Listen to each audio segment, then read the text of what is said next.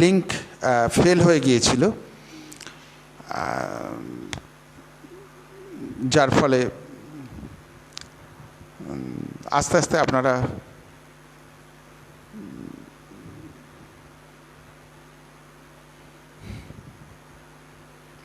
কি আসছেন?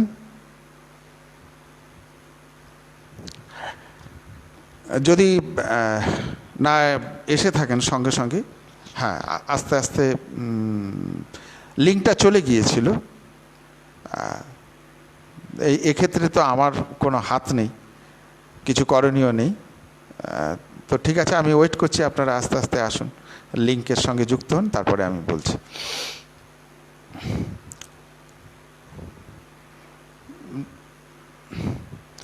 এটা লাইভে এইটা একটু সমস্যা রয়েছে যে লিঙ্কটা হঠাৎ হঠাৎ করে চলে যায়। তো একটা নির্দিষ্ট বোধহয় সময় বা কিছু একটা, জানি না, এখানে লিঙ্ক ফেল করেছিল, লিঙ্ক চলে গিয়েছিল।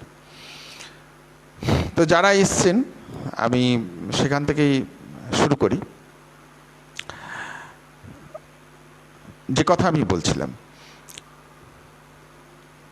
জীবনের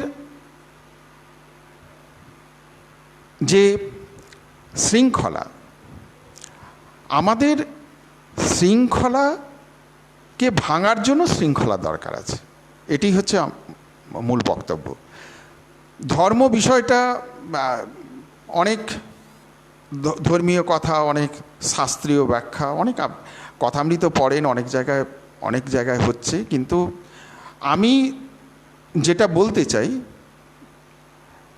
আগে আধারটা সেটা উপযুক্ত হোক।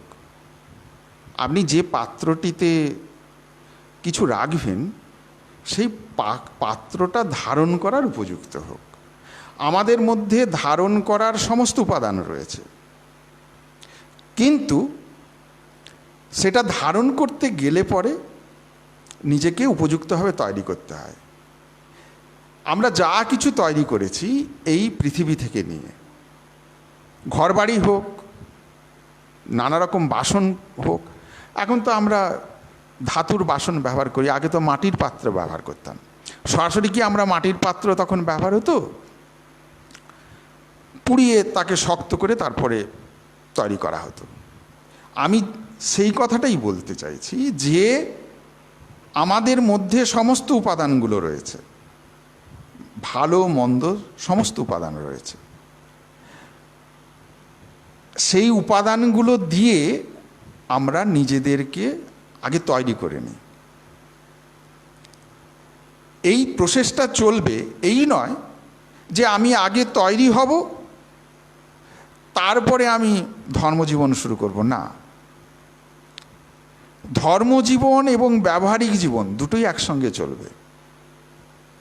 আমি আগেই বলেছি, কথাটা মাথায় রাখতে হবে। ধর্মজীবন আর ব্যবহারিক জীবন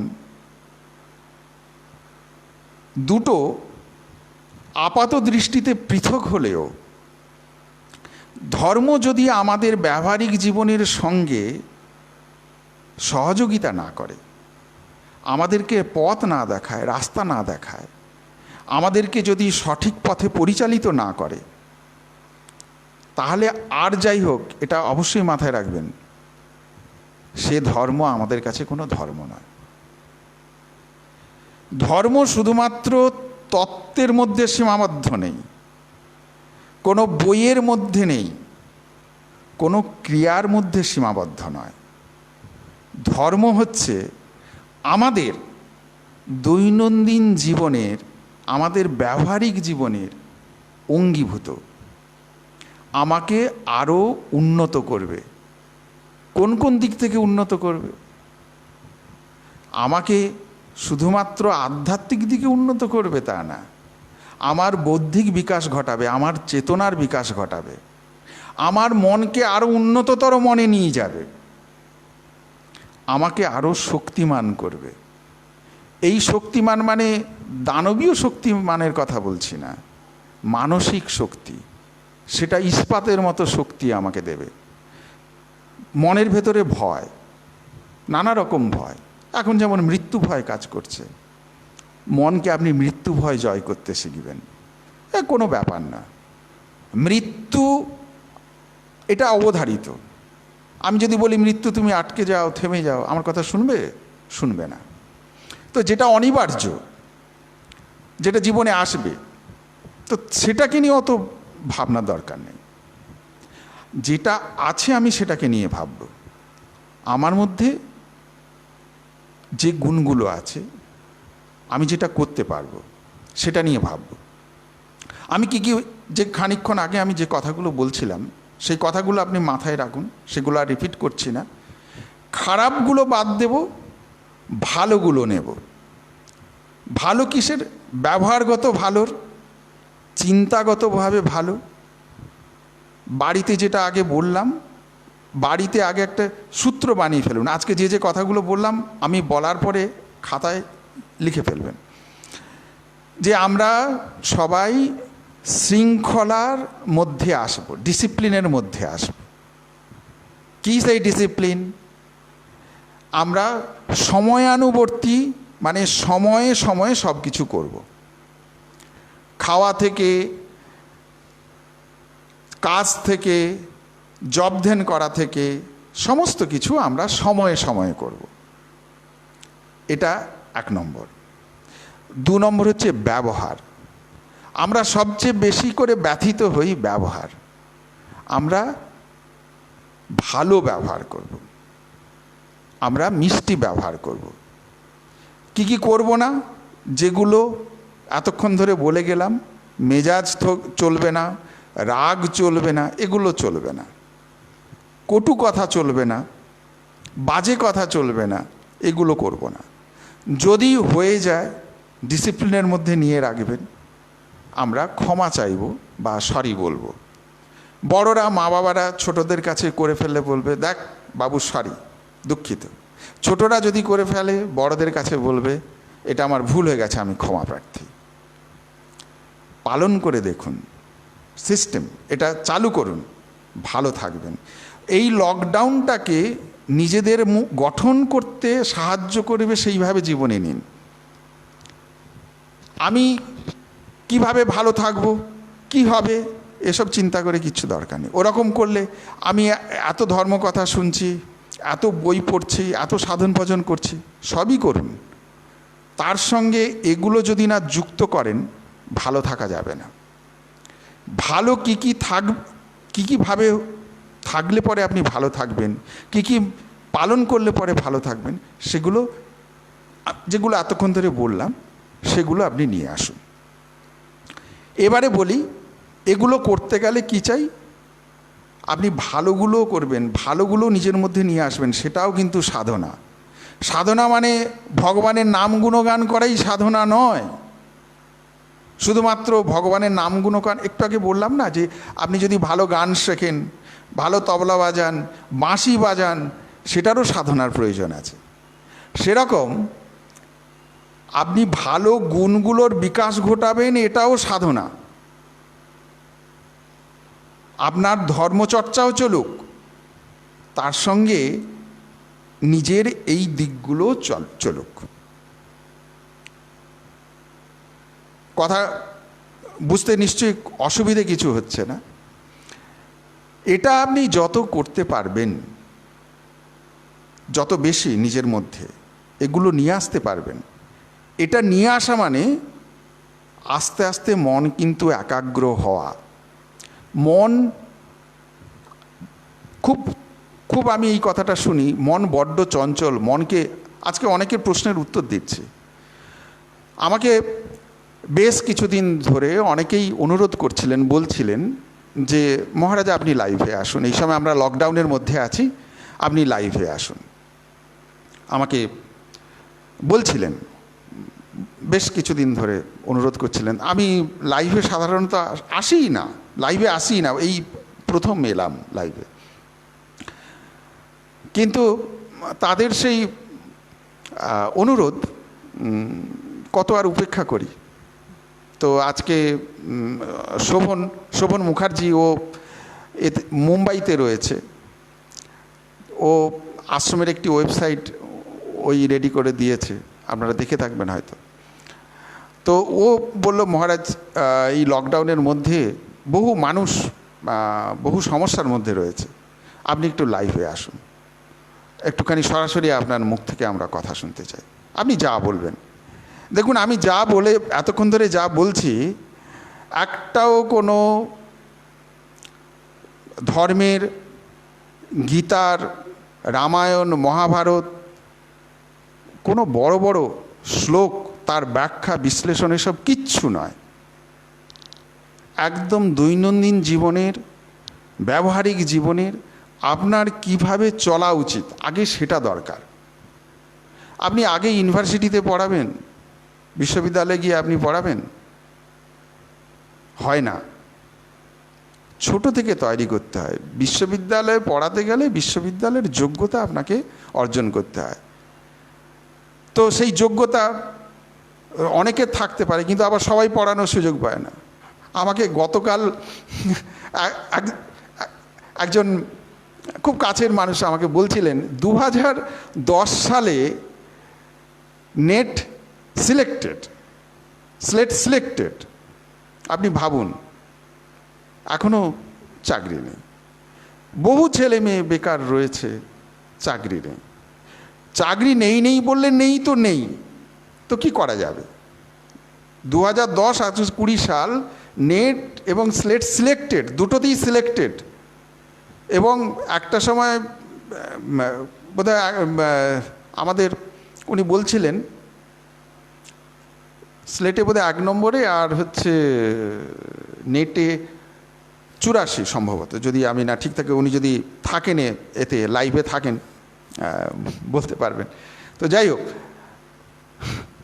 সেক্ষেত্রে যেটা হয়েছে যে চাকরি নেই, বহু ছেলে মেয়ে চাকরি নেই। তো এখন এই লকডাউন সিচুয়েশান, COVID-19 যে সমস্যা, তাতে বহু মানুষ কাজ হারিয়েছে। ইভিন এই কাজ হারানো মানে যে আমরাও সমস্যায়। আমাদের আশ্রম তো দৈনন্দিন ডোর টু ডোর কালেকশানের উপরে চলতো, আমাদের এখন সেটা সব বন্ধ, কিছু করণীয় নেই। এইভাবে আমাদের চলতে হবে। এখন এই যে অবস্থাটা, আমাদেরকে অর্থনৈতিক সমস্যা এসছে, আমাদের স্বাভাবিক জীবনের একটা ছন্দপতন ঘটেছে। কিন্তু এর মধ্যেও আমরা ভালো থাকবো। আমাদের ভালো থাকবো বলতে আমরা থাকার চেষ্টা করতে হবে। থাকবো বললে তো কেউ আমাকে এসে রেখে দিয়ে যাবে না, বা সেটা তৈরি করে দিয়ে যাবে না। আমাকে নিজেকে তৈরি করতে হবে। আমি সেই তৈরি করার বিষয়টা বলার চেষ্টা করছি। যদি আপনারা শোনেন, লাভবান হবেন। যেমন কিছু বলি, যে জিনিসগুলো এই মুহূর্তে অপ্রত্যাশিত, আপনি যেটা চাইছেন কিন্তু পাবেন না, চাই করে মন খারাপ করবেন না। আজকের আমার পোস্টিংটা ছিল চাই চাই চাই। আমি চাই, আমি ভালো ব্যবহার চাই, আমি ভালো কথা চাই, আমি সবটাই চাই। আমি আমার পছন্দ মতো খাবার চাই, আমি পছন্দ মতো বিশ্রাম চাই, আমি সব চাই চাই চাই। কিন্তু আমি দিতে চাই, নেই কেউ। অর্থাৎ আমি এমনও চাইছি যে আমার চারপাশের মানুষগুলো সবাই আমাকে ভালোবাসুক, আমি চাই। কিন্তু একবারও কি ভেবে দেখেছি যে আমার কাছ থেকে, আমার বিপরীতে যারা রয়েছে, কাছে হোক দূরে হোক, তারা আমার কাছ থেকে ভালোবাসা চাইছে? আমি কি করছি? আমি বিরক্ত হই, আমি মেজাজ দেখাই, আমি দুর্ব্যবহার করি, কি না আমি ফ্রাস্ট্রেটেড, আমি গৃহবন্দী হয়ে আছি। চলবে না। আপনি যেটা চাইছেন, যা কিছু ভালো আপনার চারপাশে, দূরে হোক কাছে হোক, চাইছেন, আপনি যেটা পাচ্ছেন না, আপনি এটা ভাবুন, চিন্তা করুন। আপনার দূরের এবং কাছের নিকটজন প্রত্যেকেই আপনার কাছ থেকে কিন্তু সেটাই প্রত্যাশা করছে। অতএব চাই চাই চাই, এটা মানেটা পরিষ্কার করে দিই, যে আমি পেতে চাই নয়, শুধু একটা আগে পয়কার আছে, আর পরেরটা হচ্ছে দি। এক্কারটাকে ওখানটায় দয়াশীটা বসিয়ে দিন, বাকি সব একই রইল। আমি দিতে চাই। কি দিতে চাই? আমি সেবা দিতে চাই, আমি নিষ্ঠা দিতে চাই, আমি শৃঙ্খলা দিতে চাই, আমি ভালো ব্যবহার দিতে চাই, আমি ভালো মেজাজ, মিষ্টি মেজাজ দিতে চাই। ব্যাস। আর এটা নিজেই শুরু করুন, অন্যের কাছ থেকে প্রত্যাশা করতে হবে না, আপনি পেতে শুরু করবেন। প্রত্যাশার আশা করারও দরকার নেই, আপনি সেটা পাবেন। প্রত্যাশার না আশা করেই করুন। যদি না পান, মনকে কি বলে প্রবোধ দেবেন, মানে বোঝাবেন ও পারেনি, ওটা ওর ব্যর্থতা, আমি নেব না, ওটা ওর কাছে থাক। ধরুন আমার কাছে একটা কলম আছে, আপনাদেরকে আমি বললাম, একজন কাউকে, অতনু রয়েছে, অতনু তুমি এই কলমটা নাও। অতনু একদম লাইন ডিসকানেক্ট হওয়ার পর একদম খুব দ্রুততার সঙ্গে এসে গেছে। তো অতনুকে বললাম তুমি এই কলমটা নাও। তো অতনু বলল না মহারাজ আমি নেব না। তাহলে কি হবে? এই কলমটা আমার কাছে থেকে যাবে। আপনাকে যদি কেউ মনে আঘাত দেয়, মাথায় রাখুন, আপনি যতক্ষণ না নিচ্ছেন আপনি কষ্ট পাবেন না। যদি নিয়ে নেন, ব্যাস হয়ে গেল, আপনি নেবেন না, আপনি কোনো রিয়্যাক্ট করবেন না। শেষে সাবমিশন কি করবেন, কি বলবেন? যে আমি আপনার কোনো কিছু, কি তোমার কোনো, এই যে তুমি যা যা বললে আমি কিছুই গ্রহণ করলাম না। সেটাও শুধু মুখে বলা নয়, মনে প্রাণে তৈরি করা। মনটাকে এইভাবে তৈরি করুন, তাহলে কষ্ট হবে না, ব্যথা আপনি পাবেন না। শুনে খারাপ লাগবে, ধরুন একটা বাতাসে খারাপ গন্ধ এলো, চলে গেল, আপনি যদি ওটাকে বদ্ধ করে রাখেন, আপনি কি জানলা দরজা, একদিক দিয়ে জানলা খোলা আছে, ঢুকে গেছে, আপনি তখন কি করবেন? পাখাটা চালাবেন, দরজাটা খুলে দেবেন কি জানলাটা খুলে দেবেন, গন্ধটা বেরিয়ে যায়, তাই তো? কিন্তু আপনি যদি ভেতরে রেখে দেন, আপনি গুমরাতে থাকবেন, সমস্যা বাড়বে। সে কারণে এরকম, যেটা আপনার কাছে আপনি চাইছেন না সেরকম কিছু যদি আপনার কাছে এসে গিয়ে থাকে, আপনি দূরে সরিয়ে রাখুন, বাদ দিন। আমি গ্রহণ করব না, আমি এটি আমার মধ্যে নেব না। মনকে তৈরি করলে এটা হবে। একদিনে অনেক কথা বললে মানে নিতে অসুবিধে হবে। দেখতে দেখতে অনেকটা সময় আমরা পার করে ফেলেছি। এখানে প্রেয়ারের সময় শুরু হয়ে গেলে আমি কিন্তু চলে যাব আজকের মতো। তো পরে জানাবেন যে যে কথাগুলো বলছি, এই কথাগুলো যদি কোনোভাবে আপনাদের কাজে লেগেছে বা এটা কার্যকরী কিনা, তাহলে ইচ্ছে রইবে পরে আবার সময় করে যদি আসতে পারি। ব্যবহারিক জীবনের যে কথাগুলো আমি বলছি সেগুলো নিন, একটুখানি বুঝুন, আর বুঝে পালন করার চেষ্টা করুন। আর কি, যেটা মূল কথা, যে এই যে যে ছোট্ট ছোট্ট কথা, তিনটি জিনিস, আপনি ব্যবহারটাকে ভালো করবেন, রাগ করবেন না, মেজাজটাকে শান্ত রাখবেন, এটাই প্র্যাকটিস করুন। এটা আজকের হচ্ছে লেসন। এটাকে আগে ঠিক করে করুন। আর সময়ানুবর্তী হবেন, মানে সময় ধরে ধরে আপনি সব কাজ করবেন, সময়ে সব কিছু করবেন।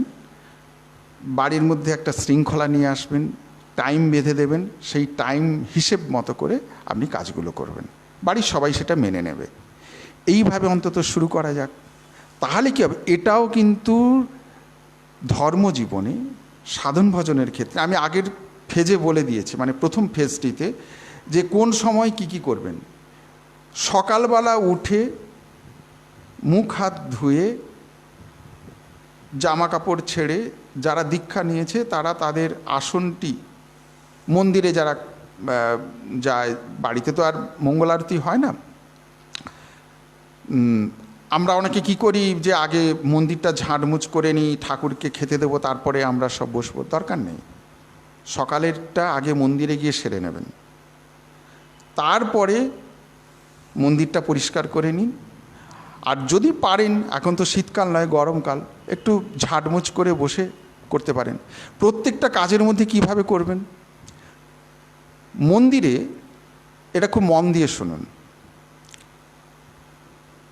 সংসারটাকে, যে বাড়িতে রয়েছেন সেটাকে ভাববেন এটা ভগবানের সংসার, শ্রীরামকৃষ্ণের সংসার। শ্রীরামকৃষ্ণদেব এই সংসারের কর্তা। আমার বাড়ি, আমার সংসার, থাক, ওটা থাক, এই জানে। কিন্তু আমরা আমার করিব বটে, কিন্তু আমাদেরকে সব ছেড়ে চলে যেতে হবে। ঠাকুরের সংসার কিংবা মায়ের সংসার বা মা ঠাকুরের সংসার, তারাই হচ্ছে কর্তা। আপনি কে? আপনি ওই সংসারে যারা রয়েছে, মানে মা ঠাকুরের সংসারে, আপনি তাদের সেবক, কর্তা নয়। আপনি তাদের সেবক। কি, মা ঠাকুরের সন্তানরা, এই মা ঠাকুরের সংসার, তাদের সন্তানরা এখানে রয়েছে। সে আপনার স্বামী হতে পারে, আপনার মা বাবা হতে পারে, শ্বশুর শাশুড়ি হতে পারে, কিংবা আপনার পুত্রকন্যা হতে পারে, কিংবা আপনার কোনো নিকট আত্মীয় যে কেউ, আপনার ননদ হতে পারে, কিংবা আপনার পিসি, এরকম অনেকে থাকে, যে কেউ যারা রয়েছে তারা আপনার সংসারের মা ঠাকুরের সন্তান। সেই বোধে আপনি তাদের সেবা এবং কর্তব্য পালন করবেন। আপনি এটা নিজে করবেন। যারা বড়রা রয়েছে, গৃহকর্তা হিসেবে, গৃহকর্ত্রী হিসেবে এতদিন রয়েছেন, আমার সংসার আমার বাড়ি বলে, না, কনসেপ্টটা চেঞ্জ করে নিন। মা ঠাকুরের সংসার, মা ঠাকুরের বাড়ি। আপনারা ওই সংসারের তার সন্তান, মা ঠাকুরের সন্তান, এবং তার সন্তানদের প্রতি আপনি দায়িত্ব কর্তব্য পালন করবেন। হয়ে গেল। অনুরূপভাবে যখন আপনারা এটা করছেন, তখন ওখানে যারা আছে তাদেরকেও এটা বলবেন, এবং সে ছোট হোক বড় হোক, সবাইকে বলুন তুমিও এটা করো, এই ভাবনা থেকে কাজটা করো। এটাও সাধনার অঙ্গ, এটা করতে হবে। তাহলে সমস্যা কি? সমস্যা নেই বললেই চলে, আপনার কোনো চাপ নেই। তখন আসবে কি, আমি কর্তা, এই বোধ থাকলে কি হবে, কি হবে, কি হবে, এই ভাবনাতে আপনাকে আসতে হবে। যেই মুহূর্তে আপনি কেউ না, নো ওয়ান, আমি কেউ না, মা ঠাকুরই সব। যখন কোনো কিছু বিপদ আপদ সমস্যা আসবে, বাড়ির কর্তাকে গিয়ে বলবেন, মা ঠাকুরকে গিয়ে বলবেন, দেখো তোমার সংসার, তোমরা কর্তা, এই হয়েছে, তোমরা দেখো, আমি নো ওয়ান, তোমরা যেমন করাবে সেরকম করব। শুরু করুন, সমস্যা কমে যাবে। সমস্যা বাড়াবে না, অনেক সমস্যা দূর হয়ে যাবে। আর নিজে কর্তা হয়ে সেজে বসে থাকলে ব্যাস, আপনি তো নিজেই জানেন আপনার কিছু করণীয় নেই। নিজের একটু সামান্য জ্বর হলে, এখন সর্দি হাঁচি হলে, কাশি হলে, কিংবা পেট খারাপ হলে, আপনি নিজেই অসহায় হয়ে পড়েন। কি করবেন, কি করবেন, ডাক্তার কোথায়, কার কাছে যাব, কি হব, খুব খারাপ অবস্থা। তো যেখানে আপনি জানেন যে আপনার দৌড় কতখানি, আপনার ক্ষমতা কতখানি, তো আপনি খামোকা কেন কর্তা সাজতে যাবেন, যখন আপনি নিজেই জানেন আপনি নিজেই খোদ কর্তা নন। অর্থাৎ কি, আপনি কর্তা হয়েও আপনার কিছু করণীয় নেই। আপনার করণীয় কি? মা ঠাকুরের সংসারে আপনি যাবেন, বাজারে বাজার করে আনবেন। আপনি কর্তা, সে তো, আপনি যদি আগের দিনে বাবুরা চাকর বাকর রাখতো, তো কর্তারা কখনো বাজারে যেত না, চাকর বাকর বাবুদের, জমিদারের, তারাই বাজার হাট করে নিয়ে আসত।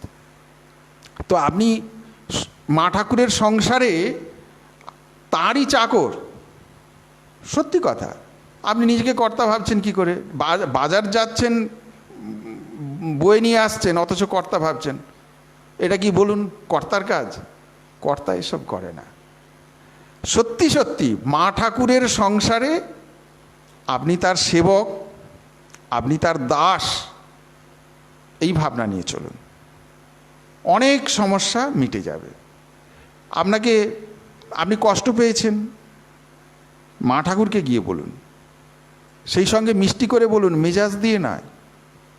আপনি ততোধিক বিরক্ত হয়ে রেগে তেড়ে গিয়ে বলবেন না, কিংবা হাতের কাছে যা পাবেন তাই দেখিয়ে বলতে যাবেন না, কিংবা হুমকি দিয়ে নয়। হচ্ছে এইসবগুলো হচ্ছে খুব সমস্যার মধ্যে, মারধর হচ্ছে, মেজাজ হচ্ছে, দৌড়ে যাচ্ছে, এসব করবেন না। এগুলো বন্ধ হওয়া খুব দরকার। আপনি মিষ্টি করে বলুন, মাথা ঠান্ডা রেখে। নিয়ন্ত্রণ আপনাকে নিয়ে আসতে হবে। আমি বারবার বলছি, অন্যকে আমরা নিয়ন্ত্রণ করতে পারবো না, আমরা একমাত্র পারি নিজেকে নিয়ন্ত্রণ করতে। বলুন না, আপনার লেগেছে, এভাবে বললে, ছোট হলে বলুন, বাবু তুই এভাবে বললি, ছেলে হোক বা মেয়ে, বাবা তুই এভাবে বললি, কি মা তুই এভাবে বললি, আমার খুব কষ্ট হলো শুনে। ব্যাস এইটুকুন এনাফ। আপনারা 10 ঘা চড়থাপ্পড় মারার চেয়ে এই ছোট্ট ইটকুটি যথেষ্ট। সে যদি না বুঝবে।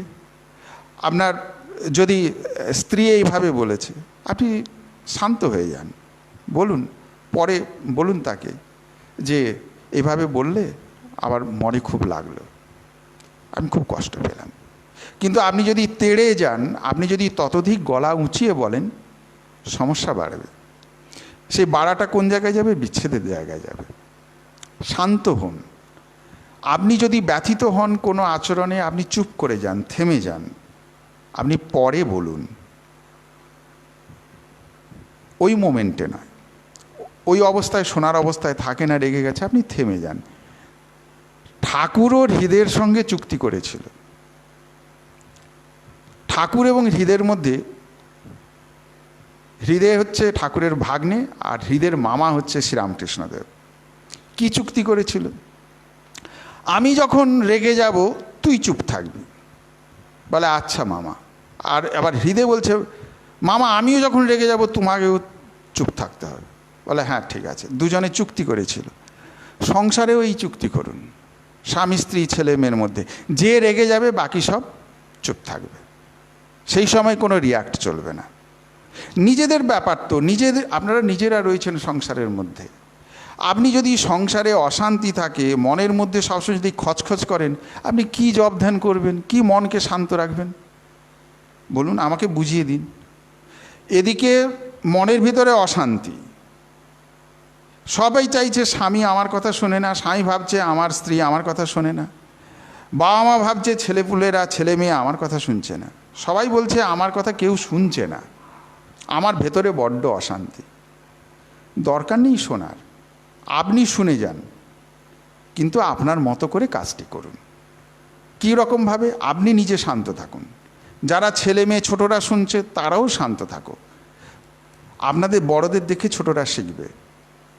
সংসার, পরিবার থেকে ছোটরা শেখে, বড় হয়। এই শিক্ষাটা ওখান থেকেই শুরু হয়। নিজেরা ছেলে মেয়ের কাছে আদর্শনিষ্ঠ হওয়ার চেষ্টা করুন, নিজেরা দৃষ্টান্ত হয়ে থাকুন। বড়রাই যদি ছেলে মেয়ের কাছে ঝগড়াঝাটি অশান্তি করে, তা ছোটরা কি করবে? বোধহয় বড় হলে, বোধহয় মা বাবা হলে এরকম ঝগড়া করতে হয়। সে অজান্তে এই মেমোরিটাতে সে ধারণ করে নিচ্ছে, চলবে না। এই ব্যবহারিক জীবনে এই ছোট ছোট জিনিসগুলোর সংশোধন আগে দরকার রয়েছে। এই জিনিসগুলো যদি আগে না সংশোধিত হয়, না বোঝেন, ধর্মের তত্ত্ব কথা মাথায় ঢুকবে না। যতই বলি জপ ধ্যানের কথা, যতই বলি শাস্ত্র ব্যাখ্যার কথা, কিচ্ছু মাথায় ঢুকবে না। আগে এই জিনিসগুলোর আগে প্রেক্ষাপটের দরকার রয়েছে। আপনি যে জায়গাটায় বসবাস করবেন সেই জায়গাটার একটা বাস্তু থাকতে হবে, একটা ঘর থাকতে হবে, সমস্ত কিছু থাকার বন্দোবস্ত থাকতে হবে। তারপরে আপনি উপযোগী হলে তারপরে গিয়ে সেখানে আপনি বসবাস করতে পারেন। সেরকম ধর্মজীবন আপাতভাবে দেখতে খুব সহজ, বিষয়টা একেবারে তা নয়। আবার যার কাছে সহজ, যে এগুলো পালন করতে পারে, মেনটেন করতে পারে, তার কাছে খুবই সহজ। খুব সুন্দর একটি কথা রবীন্দ্রনাথের, কবিত্ব যেমন সহজ তেমনি সহজ, যেমনি কঠিন তেমনি কঠিন। রবীন্দ্রনাথ লেখার পর তার মধ্যে কবিত্ব আছে, লেখার পর লিখে যেতেন, কিন্তু যার মধ্যে ওই কবিত্বটি নেই সে হাজার কলম ভেঙে ফেলবে, কিন্তু দুটো ছন্দ মেলাতে কিংবা দুটো লাইন লিখতে অস্থির হয়ে যাবে, পারবে না।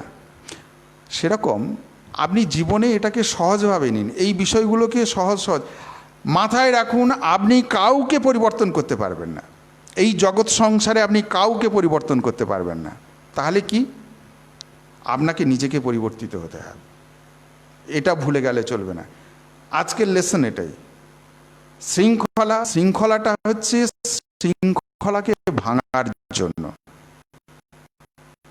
মাথায় রাখুন, নিয়মানুবর্তিতার কারণ হচ্ছে আমি আজকে নিয়মের মধ্যে যাচ্ছি, মানে আমি নিয়মকে ভাঙবো বলে। কোন নিয়ম? যে সকল অনিয়ম বেনিয়ম সেগুলোকে আমি দূরে সরাবো বলে, মানে আমি সঠিক পথে চলবো বলে। সেরকম এই জিনিসটি আপনাকে অবশ্যই মাথায় রাখতে হবে। আপনি চারপাশে যাদের দেখছেন, সন্তান সন্ততি হোক, ছেলে মেয়ে হোক, আপনি সারা জীবন ধরে এটাই প্র্যাকটিস করে যান, কাউকে আপনি পরিবর্তন করতে পারবেন না, আপনাকে নিজেকে পরিবর্তিত হতে হবে। আমরা বলি আমরা মানুষ করে দিলাম, তাহলে জগতে সব মানুষ হয়ে যেত। তাহলে স্বামীজি এই কথাটি বলতেন না, অন্তর্নিহিত সুগুণাবলীর বিকাশ হচ্ছে শিক্ষা। Education is the manifestation of the perfection already in man. মানুষের ভেতরের যে সুগুণাবলী রয়েছে তার পূর্ণ বিকাশই হচ্ছে শিক্ষা। আমি গভীর তত্ত্বকথা ব্যবহারিক জীবনে ছোট্ট ছোট্ট করে বলছি, কিন্তু এটা ধর্মীয় অনুশীলন। আমি শুধু যদি এই ছোট্ট একটি কথা শিক্ষা, এইটুকুন এই জায়গাতে আসতে আমি এতগুলো কথা বললাম, এতটা সময় নিলাম শুধু এইটুকুন কথা বলবো বলে। আমাদের ধারণা কি আমরা সবকে তৈরি করতে পারি, যে শিখবে এটা তার অধ্যাবসায়, তার আন্তরিকতা, তার গুণের সে পূর্ণ বিকাশ ঘটাচ্ছে। আপনি গাইড করবেন, কি গাইড করবেন? একটা বাগানে আপনি গাছ লাগিয়েছেন, যদি সেটা খোলা প্রান্তরে হয়, যদি ঘেরা না থাকে, পাঁচিল না থাকে, তো গরু ছাগল এসে খেয়ে যেতে পারে। আপনি বেড়া দেবেন, একটু সার জল দেবেন, এই পর্যন্ত করবেন। কিন্তু গাছটা যে সত্তা নিয়েই পৃথিবীতে এসেছে, সেই সত্তা নিয়ে সে বড় হবে। আপনার সন্তান সন্ততি যে সংস্কার নিয়ে, আপনার সন্তান সন্ততি যেকে আপাতভাবে মনে হচ্ছে আমার সন্তান সন্ততি, মোটেও তা নয়। ভগবান আপনাকে দিয়েছে, আপনার সাধ্য কি আছে এই সন্তান সন্ততি আপনার নিয়ে আসার? আছে কোনো? নেই, আপনি নিজেও জানেন নেই। ভগবানের সন্তান, ভগবান আপনাকে দিয়েছে, তো ভগবান তাকে তৈরি করবেন, আপনি তাকে বিকাশের সুযোগ করে দিন, বাধাগুলোকে দূরে সরিয়ে দিন, যা প্রয়োজন তাই দিয়ে তাকে সাহায্য করুন, তাকে বেড়ে ওঠার। তার পথের অন্তরায় হবেন না, তার পথের বাধাস্বরূপ হবে না। কি পথে? সে যদি নেশা করে আপনি বাধাস্বরূপ হবেন না? অবশ্যই হবে। সে যদি বিপথে কুপথে খারাপ পথে যায় আপনি বাধাস্বরূপ হবেন না? অবশ্যই হবেন। কিন্তু সে যেটা নিয়ে এগোবে, বেড়ে উঠবে, বড় হবে, বিজ্ঞান ভালোবাসে বিজ্ঞান, সে বিজ্ঞান ভালোবাসে না সাহিত্য ভালোবাসে সাহিত্য। আপনি বিজ্ঞান ভালোবাসেন, আপনি ডাক্তার ইঞ্জিনিয়ার করার জন্য তার উপর চাপিয়ে দেবেন না। কিংবা সে চাইছে সেনাবাহিনীতে যাবে, তাকে যেতে দিন, আটকাবেন না। সেনাবাহিনীতে গিয়ে গুলি খেয়ে মরবে, আমার কি হবে, আটকাবার দরকার নেই। কিংবা সে সাধু হবে, হতে দিন তাকে, তার মতো করে তাকে বড় হতে দিন। কিন্তু তা বলে সে চোর ডাকাত হবে, আপনি তাকে এগিয়ে দেবেন না, এই এগোনোর কথা বলছি না। এখানে আপনি বাধা হন, এখানে আপনি প্রতিহত করুন। খারাপের জায়গায় আপনি অবশ্যই তার সামনে বাধা হবেন, কিন্তু বাকি যে যে জায়গাগুলো বললাম সেখানে আপনি বাধা হবেন না। নিয়মানুবর্তিতার ক্ষেত্রে সেটা নিজেরাও পালন করুন, তাকেও দিন। এইভাবে অনুশীলনের পথে এগিয়ে যেতে হবে। এখানে প্রার্থনার সময় হয়ে গেছে, তো সে কারণে আপনাদের ফিডব্যাক আমি দেখব, দেখার পর যদি মনে হয়, অনেকেই আসতে বলেছিলেন, এখানে শাঁখ বাজতে শুরু করে দিয়েছে, তো যদি হয় তাহলে পরে দেখা যাবে যদি আমি সময় করতে পারি। কেন কি এই প্রথম আমি লাইভে এলাম, আর এরকম কিছু গুরু দেখলেন তো, গুরুগম্ভীর কোনো বিষয় নিয়ে নয়, কোনো যে আপনারা ভেবেছিলেন। আমাকে একজন মাই বলেছিলেন যে মহারাজ আপনি যদি একটু পাঠ করেন, দেখে দেখে বই খুলে কি পাঠ, আমি তো জাস্ট আপনাদের সঙ্গে মানে আড্ডা মারলাম, কথা বললাম, গল্প করলাম, মানে বিষয়টা এরকম। মানে যে প্রশ্নগুলো এরকম থাকে বা আপনাদের আসে মাথার মধ্যে, যেগুলো আমাকে ফোনে শুনতে হয়, লিখে আপনারা পাঠান, যে আমাদের দৈনন্দিন জীবনে ধর্ম, এটা মাথায় রাখবেন যে ধর্ম মানে আপনাকে সাহায্য করবে, আপনার পথপ্রদর্শক হবে। ধর্ম কোনো বইতে নয়, তত্ত্বকথায় নয়। যদি সেটা হয়, যদি সেটা না করে, আপনি যে অবস্থায় আছেন, যেখানে আছেন, যেরকম করে আছেন, ওই অবস্থায় ধর্ম আপনাকে সাহায্য করবে। আর যদি না সেটা করে বা করতে না পারে, তাহলে সেটা ধর্ম না। এটা বুঝতে হবে। ধর্ম মানে একটা অন্যরকম কোনো ধারণা করার এই মুহূর্তে কিছু দরকার নেই। সেই ধারণাটা আসবে, আস্তে আস্তে আসবে। যারা অনুশীলন করবে তাদের জন্য ধর্ম। যেমন বিজ্ঞান যারা অনুশীলন করবে সেটা তাদের জন্য, সাহিত্য যারা অনুশীলন করবে সেটা তাদের জন্য, ধর্ম যারা অনুশীলন করবে তাদের জন্য। বিজ্ঞানীরা অনুশীলন করছে, সায়েন্টিফিক গবেষণা করছে, সেটা তাদের জন্য। তো যে সাহিত্য নিয়ে গবেষণা করছে, সে বিজ্ঞান নিয়ে তাকে যদি বলা হয় তুমি করো, সে করবে না। সবার জন্য সবটা নয়, কিন্তু এটা যেন না আসে আপনার ধর্ম আপনি নাও ভালোবাসতে পারেন, আপনি ঈশ্বর বিশ্বাসী নাও হতে পারেন, দরকার নেই, কেউ আপনাকে করতে, কিন্তু আপনি ওটা খারাপ ওটা বলতে যাবেন না, বা ওটা করবেন না ওটা বলতে যাবেন না। আপনার ক্ষেত্রে ওটা শ্যুট করেনি। যেমন একই জামা সবার গায়ে শ্যুট করবে, মানে ফিট করবে কি? ফিট করবে না। তো যাই হোক, সেরকম এখানে প্রেয়ার শুরু হয়ে গেছে, তো এখানে থামতে জামা যেমন ফিট করে না, একটি রকম সকলের নয়।